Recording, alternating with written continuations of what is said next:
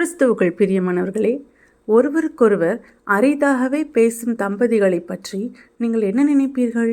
இங்கே அப்படித்தான் ஒரு தம்பதி பேசிக்கிறாங்க. வாங்க பார்க்கலாம்.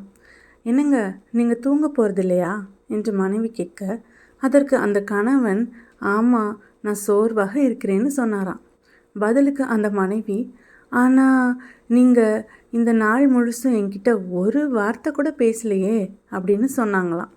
அதற்கு கணவர், சரி நேற்று நம்ம பேசினோம்ல அப்படின்ட்டு சொன்னாங்களாம்.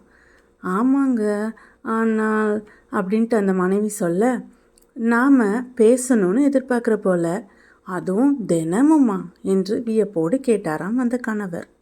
ஆமாங்க, நீங்கள் உங்கள் துணையுடன் எப்போதாவது மட்டுமே தொடர்பு கொண்டால் நீங்கள் மிகவும் நெருக்கமான உறவை கொண்டிருக்க போவதில்லை என்று சகோதரி நான்சி சொல்கிறாங்க. கடவுளுடனான நமது உறவிலும் அது நிச்சயம் பொருந்தும். ஒவ்வொரு நாளும் நாம் அவருடன் தனியாக நேரத்தை செலவிடாவிட்டால் கடவுளுடன் நெருங்கிய உறவை வளர்ப்பது சாத்தியமில்லை என்பதை நான் கண்டறிந்துள்ளேன். நாம் இங்கேயும் அங்கேயும் நமது அட்டவணையில் அவரை கசக்கி ஒரு முக்கியமான வளர்ந்து வரும் நட்பை எதிர்பார்க்க முடியாது.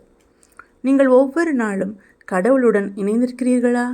அடுத்த 30 நாட்களுக்கு ஒவ்வொரு நாளும் கடவுளுடைய வார்த்தையிலும் ஜெபத்திலும் சிறிது நேரம் செலவிட நீங்கள் உறுதியளிக்கிறீர்களா?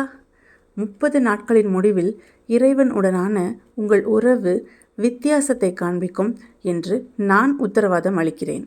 ஒரு ஜெபம் செய்வோம். அன்பின் பரலோக பிதாவே, நாங்கள் ஒவ்வொரு நாளும் உம்முடன் இணைந்திருக்க உதவி செய்யுங்க ஐயா. அநேக நாட்கள் நாங்கள் எங்களுடைய வசதிக்கு தக்கதாக உம்முடைய உறவை கசக்கி உம்மோடு நேரம் செலவிடாமல் இருக்கிறோம். அதை தயவு செய்து மன்னியுங்கப்பா.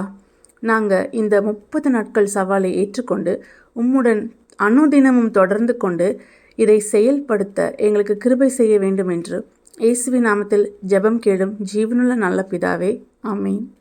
இந்த மெசேஜ் 5th June 2024 நான்சி டிமாஸ் வாகிமோதின் இயேசுவை தேடி என்ற புரோகிராமிலிருந்து எடுக்கப்பட்டது. கர்த்தர் உங்களை ஆசீர்வதிப்பாராக.